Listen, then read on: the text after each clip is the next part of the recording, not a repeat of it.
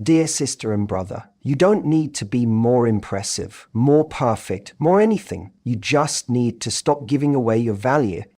And the truth is, you teach people how to treat you by how you treat yourself. So start today. Watch your patterns, reclaim your standards, protect your energy. Because the right man doesn't need you to shrink, he needs you to shine. Overinvesting too early is one of the most common ways people unconsciously lower their value in the early stages of a relationship. It doesn't come from weakness, it often comes from hope. That spark of excitement, the butterflies, the rush of thinking this could be something real. So you give, you show up, you prioritize him, you make time, rearrange your schedule, check your phone a little too often, reply instantly, and slowly but surely you begin to orbit around his world. The problem isn't the giving itself, it's the imbalance of it. When one person starts to invest disproportionately, especially in the beginning, before there's any real emotional foundation or earned trust, it doesn't create closeness, it creates pressure. It disrupts the natural rhythm of connection because instead of building something mutual, you're building something one-sided. What most people don't realize is that romantic value is deeply tied to perceived effort and emotional pacing. Think about it. When someone chases you hard right away, before really knowing you, part of you might enjoy the attention, but another part of you might think, you don't even know me yet. Why are you giving me so much? That same logic applies when the roles are reversed. When you overinvest too early, it doesn't show how much you care, it shows how quickly you attack. And in the early stages, mystery and curiosity are vital. They're what makes someone want to keep discovering you. Overinvesting doesn't just mean texting or calling too much. It can look like emotional overexposure, sharing deep personal things before there's emotional safety. It can mean physically overextending, hooking up before there's trust, or giving your energy freely without any real invitation. It can also mean mentally attaching to the potential of the person, not who they've actually proven themselves to be. And when you do that, when you give to someone who hasn't yet earned that access to your time, your energy, or your heart, you're sending an unspoken message. You don't need to do anything to earn me. I've already decided you're worth everything. That message removes the challenge, the intrigue, and even the respect that builds naturally when two people earn each other slowly. It's also exhausting because when you overinvest, you start to monitor everything. You analyze his replies, his tone, his silences. You begin to feel anxious, waiting for signs of reciprocation, and that anxiety becomes the first sign that you've stepped out of balance. It's no longer about connection, it's about survival. You've handed over your emotional control to someone who hasn't even proven they know how to hold it. True high-value energy is about being generous but selective. It's not about playing hard to get. It's about living in a way where your time, your emotions, your love are earned currencies, not freely given just because someone makes you feel something. And when you hold that frame, you're not just protecting your heart, you're also creating space for the right person to step up, match your effort, and build something real. Overinvesting too early doesn't make you weak, it makes you human. But recognizing it and pulling back when you feel yourself leaning too far in, that's where your power lives. There's a very fine line between wanting someone to like you and needing them to like you. One is rooted in confidence, the other in fear. When we seek validation instead of genuine connection, we unknowingly shift the entire dynamic of a budding relationship. What starts as natural attraction turns into performance. You stop showing up as you and start showing up as a version of yourself you think will be accepted, approved of, and chosen. This doesn't happen because you're shallow or needy. It happens because you care, because deep down you want to be seen, desired, chosen. But the way it plays out is subtle and slow. You start second-guessing your texts, overanalyzing your tone, wondering if you should say less or more. You might laugh at jokes that don't really land. You agree when you want to speak up. You pretend you're fine when you're not. And little by little, you stop being in the moment with this person and start watching yourself through their eyes, trying to edit yourself into someone they'll approve of. The connection stops being real because you're no longer connecting with the other person. You're trying to impress them. And when you do that, they're not falling for the real you. They're responding to a version of you that's constantly shifting and adjusting to please them. That's not intimacy. That's performance. And it's when someone is truly attracted to you, not just physically, but emotionally, it's not because you fit into their expectations. It's because you show them something real, something unfiltered, something uniquely you. But when you see constant reassurance, when you keep asking, do you still like me? Did I mess that up? Are you mad at me? It creates a dynamic where your worth is placed in their hands. And the second you give someone that kind of emotional power, the dynamic becomes uneven. So, this is especially dangerous in the early stages of dating, when trust and understanding haven't fully formed yet. If you're seeking validation, then every move they make or don't make feels like a test of your value. They take longer to reply, and your mind spirals. They cancel plans, and you start wondering what you did wrong. You begin playing detective instead of just being present. But the truth is, people don't fall in love with perfection. They fall in love with presence, with depth, with someone who is anchored in themselves. When you come from a place of confidence, you don't need constant signs that they're still into you. You're more interested in whether you're into them. You're not sitting around hoping they'll pick you.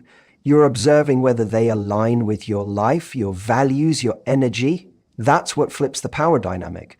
That's when you stop chasing and start attracting. This isn't about pretending you don't care. It's about being so connected to your own worth that you no longer need someone else to confirm it for you. When you stop needing constant validation, you show up as someone emotionally stable, grounded, and magnetic. You create space for real connection to grow because you're not forcing it, you're not clinging to it, you're allowing it. And the most beautiful thing, when you stop needing someone to validate your worth, you become the person who's actually worth chasing. There's nothing more powerful in attraction than a person who knows where their line is and isn't afraid to walk away when it's crossed. But one of the most common ways people unknowingly lower their value in front of someone they're interested in is by slowly, quietly, and almost imperceptibly letting their standards slide. Not all at once, not in obvious, dramatic ways, but in small decisions that add up. And the reason this happens is almost always the same: the fear of losing the connection. It's easy to get swept up in chemistry. You feel a spark, you're intrigued, you want to keep things going. So when something small happens, maybe he cancels last minute or disappears for a few days, you hesitate to call it out. You tell yourself it's not a big deal, but it was a deal, and it chipped away at a boundary. And then it happens again. He gets a little too flirtatious with someone else or makes a comment that crosses a line. Again, you brush it off because you don't want to seem too sensitive, because you're afraid of being too much, because deep down you're thinking, if I push back, he might leave. So you let it slide. You start tolerating things that a month ago you would have never accepted. You justify, rationalize, and make excuses. And slowly you find yourself becoming someone you don't recognize, someone who's shrinking, compromising, and settling, not out of love, but out of fear. And here's the problem with that. Every time you ignore your standards to keep someone around, you send a message, not just to them, but to yourself, that your needs are negotiable, that your worth is flexible. And that's a message that erodes both your self-respect and their respect for you. People will only treat you at the level you require. When you have clear, consistent standards, you set the tone for how you deserve to be treated. You're not rigid, you're not cold, you're just aware of your value. And that awareness creates boundaries, not walls, boundaries, healthy, loving, powerful boundaries that say, I want you here, but not at the cost of me. What you're really doing is trying to gain closeness at the cost of connection. Because true connection, real, meaningful, lasting connection, only grows in the presence of authenticity. And there is nothing authentic about abandoning your needs just to be liked. The right person for you doesn't want you to suppress your voice. They don't want you to twist yourself into someone more convenient. The right person wants to meet your standard, not because it's easy, but because they respect you. Something powerful happens. People step up or fall away. And either outcome is a gift. Because if they step up, you're building a relationship rooted in mutual respect. And if they fall away, you've just cleared space for someone who can meet you at your level. Your standards aren't walls that keep people out. They're the foundation that ensures the right ones stay in. So don't lose them. Don't water yourself down just to be digestible. You were never meant to be easy to win over. You were meant to be chosen by someone who sees your strength and rises to meet it in the beginning of something new, especially when the chemistry is strong. It's easy to get swept away. You start talking more, texting constantly, thinking about them day and night. Suddenly, someone who was a stranger just a few weeks ago becomes the center of your attention. And while there's nothing wrong with being excited or enjoying the connection, the danger comes when you start losing sight of your own life in the process. It usually happens subtly. You stop going to that workout class you loved because he's free during that time. You postpone plans with friends because he asked to hang out last minute. You find yourself spending more time waiting for his next message than actually doing the things that make you feel alive. And while you may not even realize it, you're slowly shifting your orbit. You're no longer the sun in your own solar system. He is. And in doing that, you start losing the very energy that made you attractive in the first place. Think about it. When he first met you, you had your own rhythm, your own schedule, your own sense of purpose. You had passions, goals, friends, a life that was full before he arrived. That independence, that sense of fulfillment is what drew him in. But when that energy fades, when your world starts revolving around him, the balance shifts. You go from being someone he admired and wanted to be part of to someone who's depending on him for emotional oxygen. And that weight, whether he realizes it or not, becomes heavy. Momentum and individuality. When you have a life that excites you, when you're pursuing your goals, spending time with people who nourish you, creating moments that aren't dependent on anyone else. You bring depth to the relationship. You bring energy. You become someone who is interesting because you're interested in more than just him. And ironically, that's what makes people want to be closer to you. But when you abandon your own life to make room for someone else, you're not just neglecting yourself, you're also quietly telling the other person that their life matters more than yours, that their time, their plans, their priorities come first. And that creates a dynamic where your needs start to feel secondary. Over time, that imbalance doesn't just make you feel smaller, it makes the relationship feel heavier, more pressured, and less magnetic.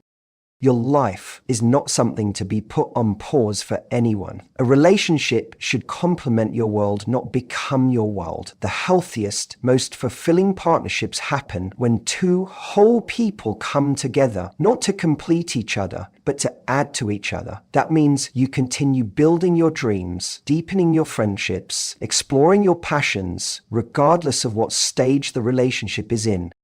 Keeping your life full doesn't make you distant, unavailable, or selfish. It makes you grounded. It keeps your identity intact. It reminds you that love is something you give, not something you chase, and it makes you far more attractive.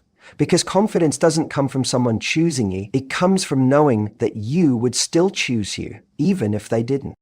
So don't shrink to fit into someone's life. Don't stop living just because someone new has shown up. Keep your world spinning and let them rise to the opportunity of being a part of it. That's where your value shines brightest. One of the most dangerous things we do in the early stages of a connection, especially when we're deeply attracted to someone, is overlook or minimize behavior that doesn't sit right with us. We feel the spark, the chemistry is electric, and there's something about this person that just pulls us in. So when they show us something questionable, a moment of disrespect, inconsistent communication, a lack of effort, instead, we explain it away. We give them the benefit of the doubt over and over, not because they've earned it, but because we are hoping the potential will eventually match the reality. Making excuses for red flags is something that doesn't always come from weakness. It often comes from optimism. We want things to work. We're invested. We see the good parts, the soft moments, the connection. So when the not so great moments show up, we focus on what we hope the person could be rather than who they're actually showing us they are. And while this might preserve the illusion of a promising relationship in the short term, in the long run, it costs us something much greater, our self-respect.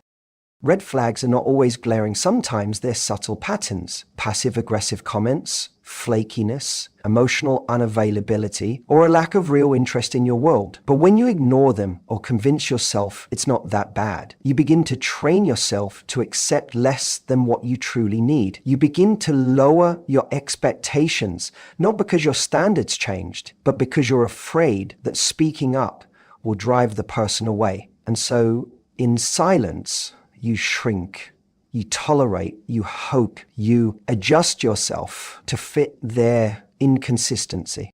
But here's the truth. Someone who is right for you won't make you question whether your needs are too much. They won't leave you decoding mixed signals or wondering if you're asking for too much by expecting clarity, kindness, and consistency. And they certainly won't require you to abandon your intuition in order to keep the peace. What you tolerate teaches others how to treat you. When you make a habit of excusing behavior that crosses your boundaries, you're telling the other person that your lines are flexible, that your emotional safety isn't a priority. And over time, this doesn't just affect the relationship. It affects the way you see yourself. You stop trusting your gut. You start feeling like maybe you are asking for too much. And the more you silence your instincts, the more disconnected you become from your own worth. It takes courage to stop making excuses. It takes strength to look at someone you're drawn to and say, this isn't enough. But that's exactly what preserves your power. You don't need someone who makes you justify disrespect. You need someone who makes you feel safe, seen, and secure without having to convince them of your value. The next time you catch yourself rationalizing behavior that feels off, pause. Ask yourself, if someone I loved were being treated this way, what would I tell them? Then give yourself the same honesty you'd give them. You deserve that kind of truth. You deserve that kind of love. Remember, seeing red flags doesn't make you judgmental. Ignoring them doesn't make you loyal. But honoring them, that makes you powerful. When you really like someone, it's natural to want to spend time with them, talk to them, be close to them. You feel the connection, the pull, the thrill of something new, and you want to lean into it. So when they call, you answer right away. When they ask to see you, you drop everything. You shift your plans, clear your calendar, and make it easy for them to access your time. On the surface, this can feel like love, like loyalty, like effort, but over time, being too available sends a very different message. My world stops for you. The moment someone feels that your time, energy, and attention are always guaranteed without having to earn it or invest back, they start taking it for granted. Not because because it's human nature. We naturally value what we have to work for, what we have to be intentional with, and what doesn't come on demand. When